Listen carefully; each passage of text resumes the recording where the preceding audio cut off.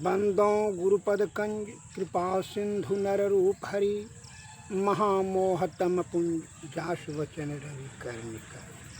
देशवासियों को मेरा हार्दिक नमन। ऋग्वेद में एक शब्द आया है, कामः समुद्र माँ विवेश। काम सागर की भांति अतृप्त है, इसका ज्यों ज्यों पूर्ति करते जाएंगे त्यों त्यों उसमें कोलाहल होते चला जाएगा। आप देख रहे हैं कि अनादिकाल से समुद्र में करोड़ों अरबों नदियों से पानी जा रही है, जल जा रही है। क्या उसकी आपूर्ति हो गई, भर गई? उसमें और कोलाहल होता है, जाते हैं और आवे। आप देखे हैं आपकी आयु छिन्न होने वाली है। भोग विलास में निरंतर रत रहने के तत्पश्चात क्या आपकी इच्छा पूर्ति हो गया? नहीं। तृष्णा जो है शांत नहीं होता है बिना संतोष का। इसीलिए रामायण में तुलसीदास ने लिखा है कि बिनु संतोषन काम न साही, अकाम यछत सुख सपनों नाही। ये भाई, बिना संतोष से कामना का नाश नहीं होगा, और जब तक कामना रहेगी तब तक संतोष सुख नहीं होगा। मैं इस पर एक लघु कथा कह रहा हूँ, सुने। ययाति राजा बहुत कुशल योद्धा था। अपने पूर्वजों को, देवताओं को बड़ा पूजा पाठ हमेशा श्रद्धायु से करते रहते थे। कभी युद्ध मैदान में वो हारा नहीं था। उसकी 2 रानियाँ थी, 5 पुत्र। तो शुक्राचार्य के श्राप के कारण से वह असमय में ही, बड़ा जल्दी ही, मतलब जवानी में वह बूढ़ा हो गया। बाल पक गया, चमड़ी सब झुलस गया, इंद्रियां शिथिल होने गई, कांपने लगा, अर्थात बुढ़प्पा आ गया। तो वह अत्यंत दुखी हुआ। तो उसने विचार किया कि इसका क्या उपाय है।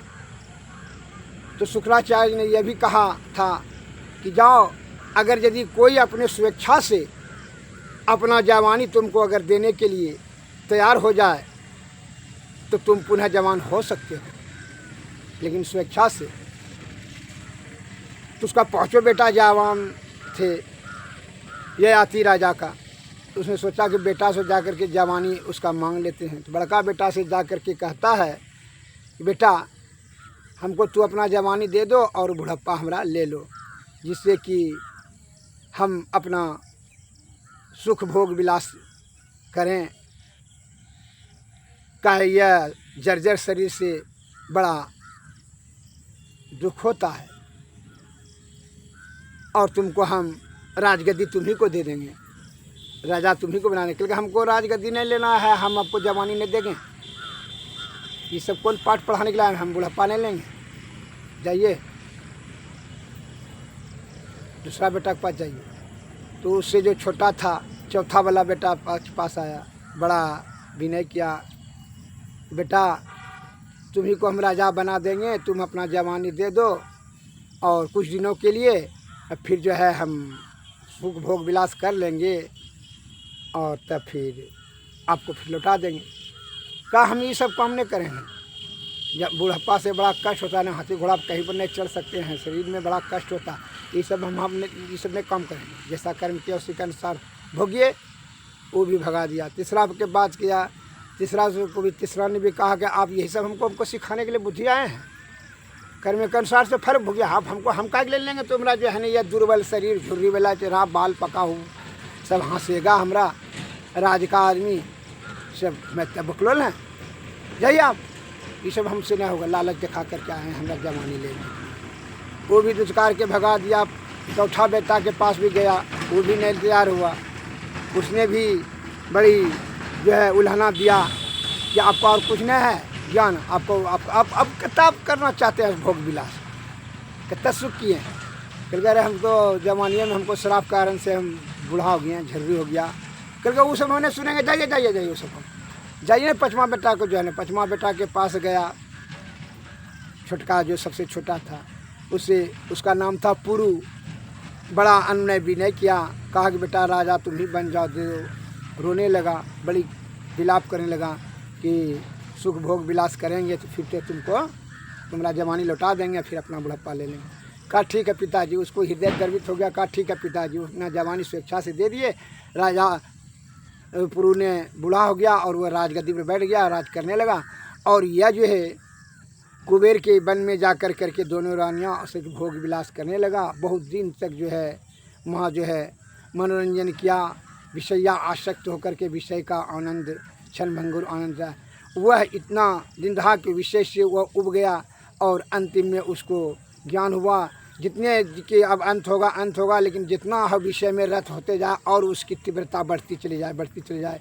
कहा कि तो और हम विषय भोगी होते चले जा रहे हैं, यह कभी विषय शांत नहीं होने वाला है। इससे होगा कि हमें संतोष बांधना होगा।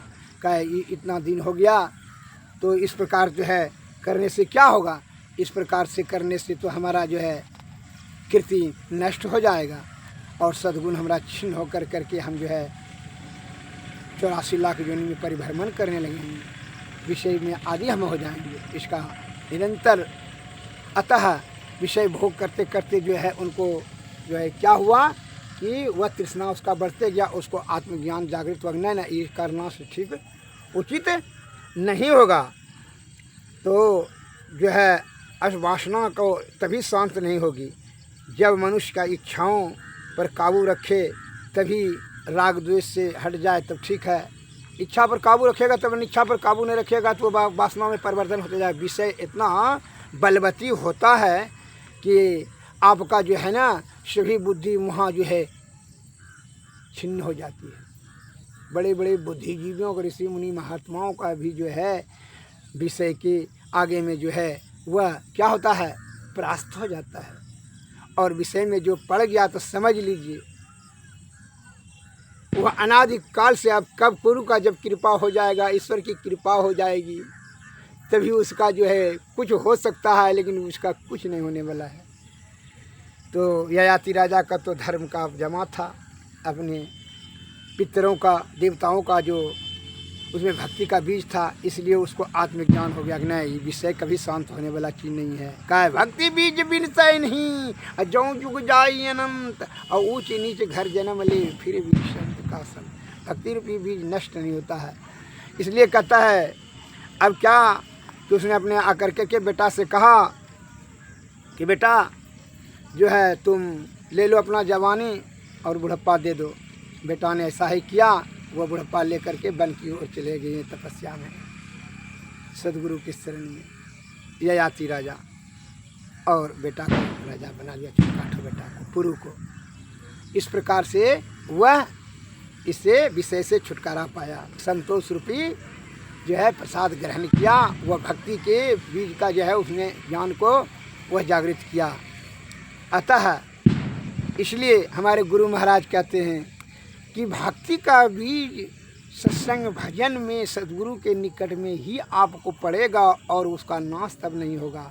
और उसी पर जो है ना गुरु और ईश्वर की कृपा से फिर अवसर आपको मानवता मिलेगा। तब इसलिए भक्ति के लिए आपको क्या चाहिए, गुरु के शरण में जाना अति अनिवार्य है। हमारे गुरु महाराज कहते हैं भजु मन सतगुरु सतगुरु सतगुरु जी, जीव चितौवन हंस उवारन भव भय टारन सतगुरु जी। भजु मन सतगुरु सतगुरु सतगुरु जी, भजु मन सतगुरु सतगुरु सतगुरु जी। ब्रह्म तम नाशन ज्ञान प्रकाशन, ब्रह्म तम नाशन ज्ञान प्रकाशन, हृदय विगासन सतगुरु जी। भज मन सतगुरु सतगुरु सतगुरु जी। आत्म अनात्म विचार बुझावन परम सोहावन सतगुरु जी। भज मन सतगुरु सतगुरु सतगुरु जी सगुन अगुन ही अनात्म बनतावन पार आत्म कहे सतगुरु जी भज मन सतगुरु सतगुरु सतगुरु जी मलयनात्म ते सूरत छुड़ावन द्वैत मिटावन सतगुरु जी भज मन सतगुरु सतगुरु सतगुरु जी पिंड ब्रह्मांड के भेद बतावन पिंड ब्रह्मांड के भेद बतावन सूरत छुड़ावन सतगुरु जी भज मन सतगुरु सतगुरु सतगुरु जी गुरु सेवा सतसंग दृढ़ावन पाप निषेधन सतगुरु जी भज मन सतगुरु सतगुरु सतगुरु जी सूरत शब्द मार्ग दर्शावन संकट टारन सतगुरु जी भज मन सतगुरु सतगुरु सतगुरु जी ज्ञान विराग विवेक के दाता अनहद राता सतगुरु जी भज मन सतगुरु सतगुरु सतगुरु जी पिंड ब्रह्मांड के भेद बतावन सूरत छोड़ावन सतगुरु जी भज मन सतगुरु सतगुरु सतगुरु जी सूरत शब्द मार्ग दर्शावन संकट टारन सतगुरु जी सतगुरु सतगुरु भज मन सतगुरु सतगुरु सतगुरु ज्ञान विराग विवेक के दाता अनहद राता सतगुरु जी भज मन सतगुरु सतगुरु सतगुरु जी अविरल भक्ति विशुद्ध के दानी परम विज्ञानी सतगुरु जी भज मन सतगुरु सतगुरु सतगुरु जी प्रेम दान दो प्रेम के दाता प्रेम दान दो प्रेम के दाता पदराता रहे सतगुरु जी भज मन सतगुरु सतगुरु सतगुरु जी निर्मल जुग कर जोड़ी के बिन बहूँ निर्मल जुग जोड़ी के बिन बहूँ घटपट खोलिए सतगुरु जी भज मन सतगुरु सतगुरु सतगुरु जी सतगुरु मेरे ना बना।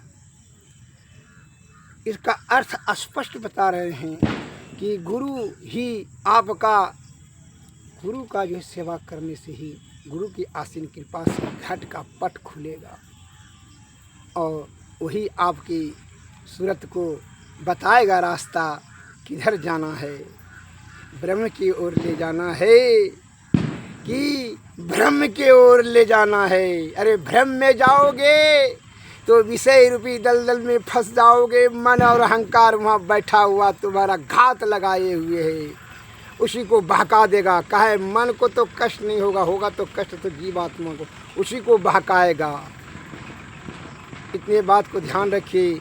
इसीलिए बताए पिंड और ब्रह्मांड का भेद कौन बताया गुरु महाराज। जो पिंड में जो जन्म लेते हैं गर्भ पिंड में और जो वहाँ गिरे हैं वहाँ परमात्मा का जो अंश बिखर करके गिर गए हैं पिंड में जो आकर पड़ गए हैं मलमूत्र के बीच कुंड में तो वही बताएंगे पिंड और ब्रह्मांड का भेद। तो ब्रह्मांड के तरफ बढ़ाने के लिए तो गुरु महाराज ही रास्ता बताएंगे 10वां दरवाज़ा।